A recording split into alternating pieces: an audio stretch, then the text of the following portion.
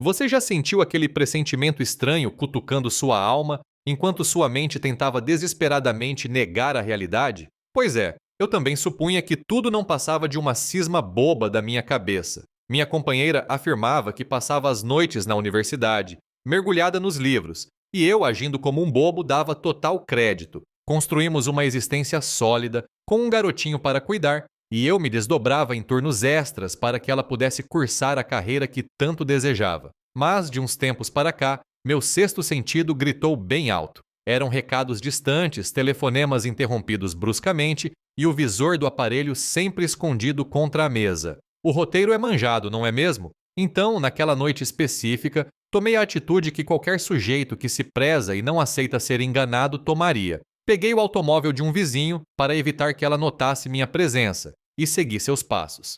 Aguardei pacientemente, vigiei e acabei presenciando o que nenhum cônjuge deveria testemunhar. Ela surgiu radiante, caminhando ao lado de um sujeito que vestia calça escura e uma camisa clara. Segurou a mão dele, gargalhou, e naquele instante meu peito compreendeu o que meu cérebro insistia em ignorar. Disquei o número dela. Ela atendeu, simulando uma calma absoluta. Estou na aula, querido, e minha resposta foi direta. Eu percebi. Estou observando seus passos agora mesmo. Meu nome é Ricardo, tenho 34 anos e dividi minha vida por uma década com a Beatriz. Levávamos uma rotina comum, morando em uma casa financiada, cuidando do nosso pequeno, em um cotidiano acelerado, porém satisfatório. Sempre acreditei que éramos cúmplices de verdade. Ela frequentava o ensino superior no período noturno, alegando que buscava o diploma para garantir um amanhã digno ao nosso filho. Eu sentia um orgulho imenso dessa dedicação. Contudo, gradualmente, nosso laço começou a se desgastar de forma esquisita. Beatriz dedicava mais tempo às redes sociais do que ao nosso diálogo. Aquelas mensagens avisando que chegou bem simplesmente sumiram. As conversas por voz tornaram-se gélidas, com retornos curtos e automáticos. Eu notava que o brilho nos olhos dela não estava mais voltado para mim. Tentei me convencer de que era apenas cansaço ou a carga pesada das provas,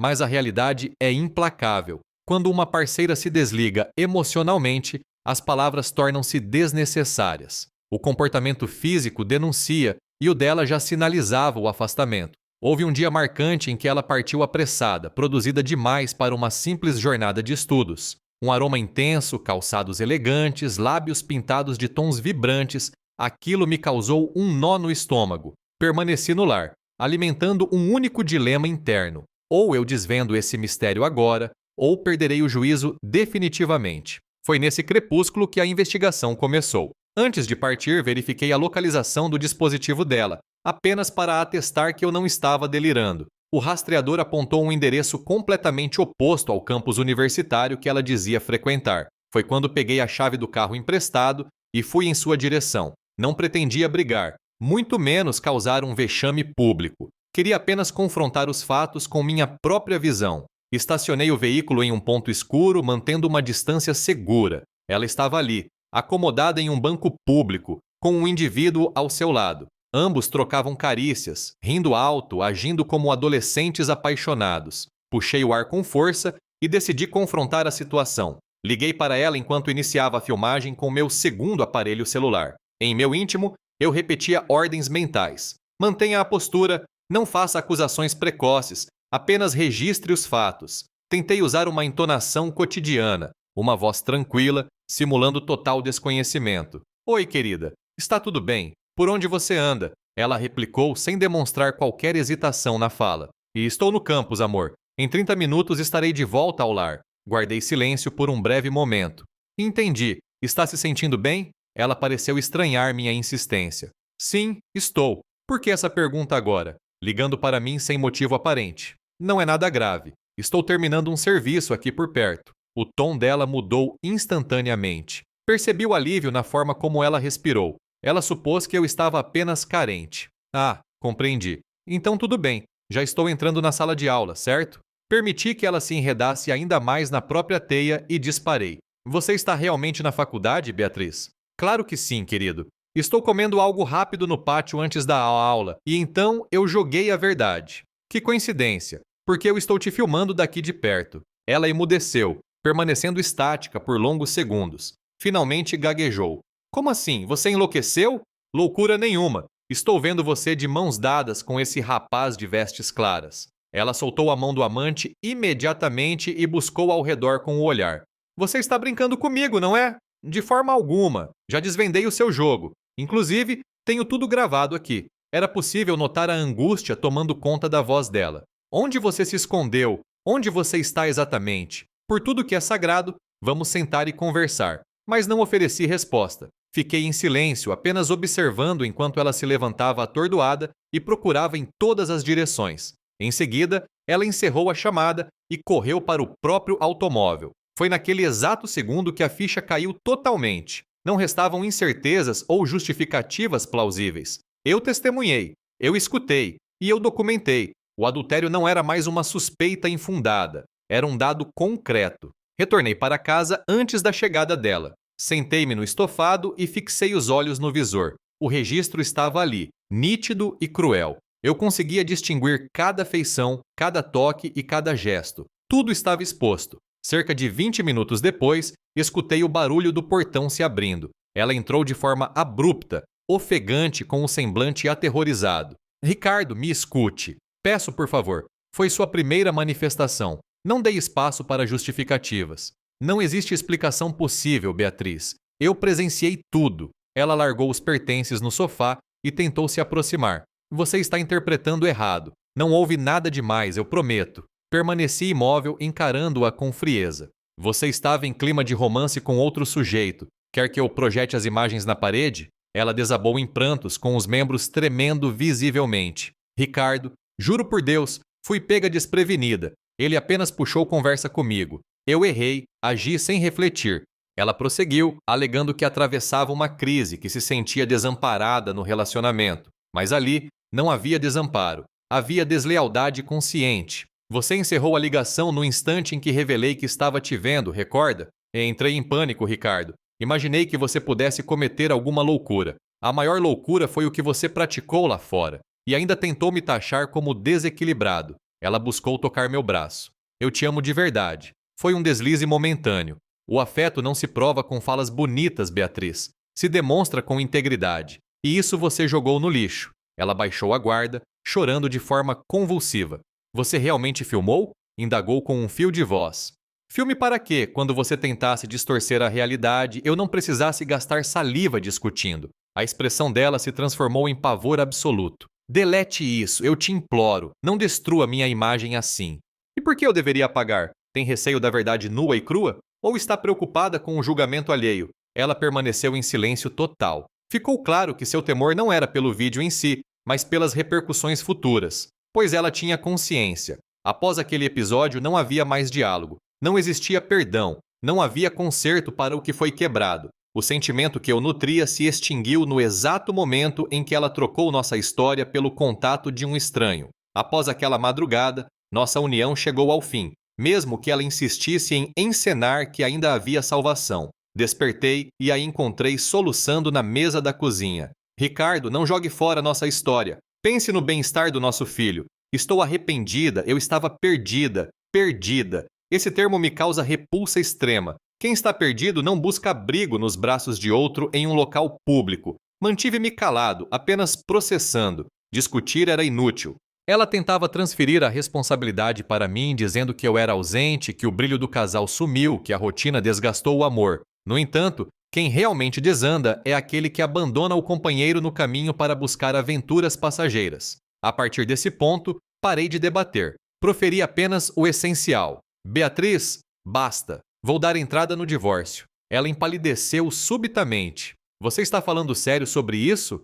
Com toda certeza. Foi a primeira ocasião em que notei um medo genuíno nela. Mas não era o temor de me perder. Era o pavor de perder a estabilidade financeira. Nos dias seguintes, ela utilizou todas as táticas do manual. Tentativas de sedução, promessas de mudança, convites para aconselhamento religioso, mediação com o pároco. Recusei cada uma delas. Então, o drama escalou. Quando percebeu que eu estava irredutível, partiu para a manipulação emocional. Você terá coragem de fazer isso com o nosso pequeno? Meu filho continuará tendo um pai presente. Só não será mais obrigado a ver a mãe encenando uma fidelidade inexistente. Ela não acreditava que eu levaria a decisão até as últimas consequências. Supunha que eu faria o mesmo teatro de sempre. Choraria, aceitaria a culpa e, no final, tudo retornaria ao status anterior. Mas nada voltou. Procurei assistência jurídica, protocolamos a separação e iniciei o corte de todos os privilégios que dependiam do meu suor. O curso superior que eu financiava, interrompi o pagamento. O automóvel que ela pilotava, que estava registrado em meu nome, coloquei à venda imediatamente. Solicitei a exclusão dela como dependente no seguro-saúde da empresa. O cartão de crédito adicional foi bloqueado. Ela teve um surto de raiva. Você pretende me arruinar financeiramente? Respondi com serenidade. Não, apenas estou deixando de sustentar quem me desrespeitou. Se você almeja conquistas, que se esforce e busque o próprio sustento através do trabalho. A partir dali, o cenário mudou. Ela compreendeu que seu castelo de facilidades era sustentado pelo meu esforço diário e que agora eu não estava mais disposto a carregar esse fardo. Pela primeira vez em meses, experimentei tranquilidade, não por desejo de revanche, mas porque finalmente eu havia encerrado aquele capítulo doloroso. Quando ela notou que minha posição era definitiva, apelou para a última estratégia, o papel de vítima. Passou a relatar aos familiares que eu desejava desampará-la sem motivos, que eu havia me tornado um sujeito gélido e sem sentimentos. E como ocorre frequentemente, os parentes deram crédito à sua versão. Começaram os telefonemas de cobrança, as frases de efeito, as mensagens apelando para o bem-estar da criança, como se o culpado pela ruína fosse eu. Por um período, ignorei as provocações, mas quando ouvi da minha sogra que eu estava acabando com a vida da filha dela, minha paciência se esgotou. Enviei o vídeo para ela, sem comentários adicionais, sem justificativas, sem textos explicativos,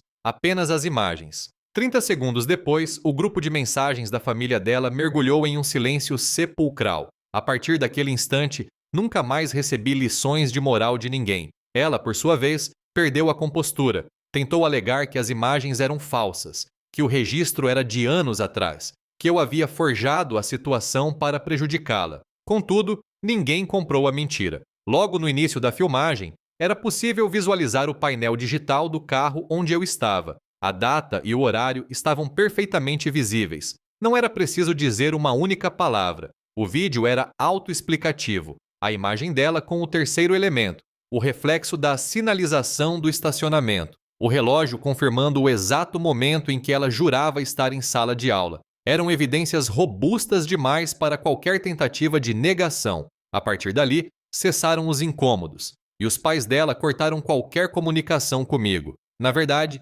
extinguiram todo tipo de vínculo. Quando o processo de divórcio avançou, ela ainda nutria a ilusão de que sairia ganhando. Afirmava que teria direito a metade de todo o patrimônio. A residência estava financiada apenas em meu nome. O parecer jurídico foi límpido. Ela teria direito somente a metade dos valores que foram efetivamente quitados até o dia da nossa ruptura. Nada além disso. O montante que ainda restava pagar ao banco ficou sob minha guarda, visto que permaneci com a posse do imóvel. Ela não possuía base legal para exigir a casa inteira ou permanecer residindo nela. Aceitei quitar a parte dela de forma parcelada para agilizar o desfecho e seguir minha jornada. Ela pegou o recurso financeiro e alugou uma pequena kitnet. Partiu reclamando, bradando que eu havia retirado tudo dela. No entanto, o que a privou de tudo foram as escolhas que ela mesma fez. O veículo que eu havia adquirido para uso dela também estava sob minha titularidade e com prestações pendentes.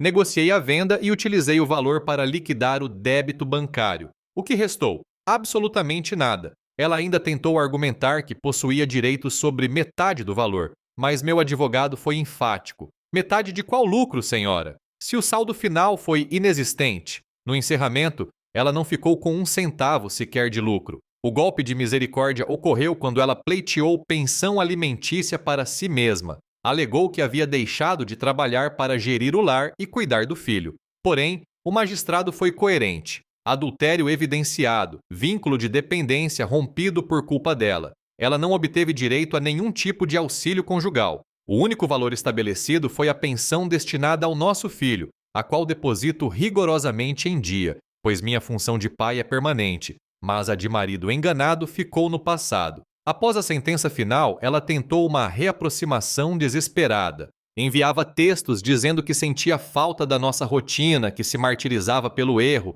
que as imagens não mostravam o contexto real. Mas o contexto estava escancarado. A falsidade era o contexto. Ela não sentia minha falta. Ela sentia falta do conforto que havia perdido, pois notou tarde demais a preciosidade do que possuía. Sem automóvel, sem moradia confortável, sem o custeio da universidade e dos gastos supérfluos que eu bancava, ela finalmente encarou a dureza da vida real e descobriu o peso de acordar cedo para conquistar o próprio sustento. Distribuiu currículos, foi atuar no comércio varejista e vivia se queixando para os conhecidos que sua vida havia se tornado um suplício. Mas a realidade é transparente. O suplício foi arquitetado por ela mesma no momento em que optou pela traição. O tempo avançou e a narrativa dela se transformou. A mulher que estava perdida tornou-se a mulher exausta, e toda vez que alguém a questionava sobre o ocorrido, ela limitava-se a dizer que a união não prosperou. Mentira! O matrimônio prosperou perfeitamente até o segundo em que ela decidiu descartá-lo.